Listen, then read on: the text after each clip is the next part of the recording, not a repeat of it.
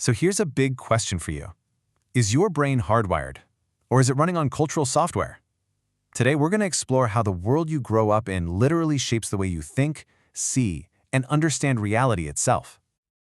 Okay, let's just jump right in with this quote because it perfectly sets the stage. A physical action, right? A belch is just a belch. But what it means? That depends completely on the cultural context. In one place, it's a huge insult. In another, it's actually a compliment to the chef. It's the exact same action, but the reality of what it signifies is worlds apart. And that leads to this huge question, right? How is that even possible? This simple idea actually reveals a massive blind spot that psychology has been dealing with for a long time. See, for decades, the field kind of assumed there was only one way to interpret human behavior, and that led to some really flawed ideas about who we are. All right, so let's start by digging into this core problem. It's an issue that basically forced the entire field of psychology to go back and re-examine its most fundamental assumptions about the human mind. It turns out that for a huge chunk of the 20th century, a ton of psychological research was done on a very, very specific group of people, university students in places like the United States or Western Europe. And scientists then took the results from this tiny, weird minority and, well, they wrongly generalized them to the entire human species. So when psychologists realized this, it kicked off this massive debate that's still going on. It gets right to the heart of what our minds are. Are we all running on the same basic operating system, or does our culture create fundamentally different ways of thinking? The whole debate really boils down to two big ideas. On one side, you have the universalists. They believe that underneath it all, our basic psychological machinery is the same for everyone, everywhere. On the other side are the relativists. They argue that culture is so incredibly powerful that it shapes our psychology right to the core, and you can't possibly understand a person's mind without looking through their specific cultural lens. So to try and figure this out, researchers developed two really different approaches. The eidetic approach is kind of like using a telescope. You're looking from the outside, across many different cultures, trying to spot universal patterns. But the emic approach is more like a microscope.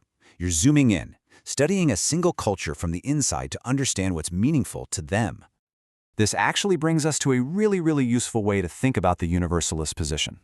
Picture the mind as a computer. Universalists would say that all humans share the same basic hardware, the brain's fundamental mechanics. Culture, then, is the software. All the programs, beliefs, and values we learn that tell our hardware how to run. Okay, so enough with the theory. Let's look at some mind-blowing examples of how this actually works, because our cultural environment doesn't just teach us what to think, it can physically change how we see the world. All right, I want you to look closely at this famous optical illusion right now. You've got two horizontal lines with these arrow-like fins on the end. Just go with your gut. Which one looks longer to you, the top one or the bottom one? Now, if you're from a Western industrialized culture, your brain is probably screaming that the bottom line is longer. But get this, they're exactly the same length. Your brain just got tricked. And here's where it gets really fascinating. Not everyone's brain falls for it. So why? What is going on here? Well, it's something called the carpentered world hypothesis. The idea is, if you grew up surrounded by rectangular buildings, square rooms, and furniture, a carpentered world, your brain learned to interpret angled lines as cues for depth, like the corner of a room pushing away from you or towards you. But for people from cultures with more rounded, organic architecture, that learned response just isn't there, so they're far less likely to be fooled. Think about that. Your physical world has literally rewired your visual perception. So, if culture is this powerful, how do we even get it? Where does it come from? Well, psychologists have identified three main channels. We learn it vertically from our parents, we learn it horizontally from our friends and peers, and we learn it obliquely from other adults and big institutions like our schools or the media.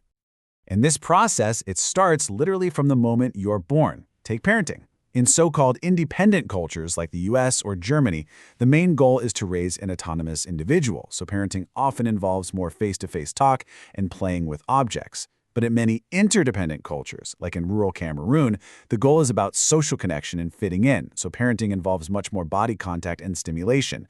One style raises an individual explorer, the other raises an apprentice in a complex social network.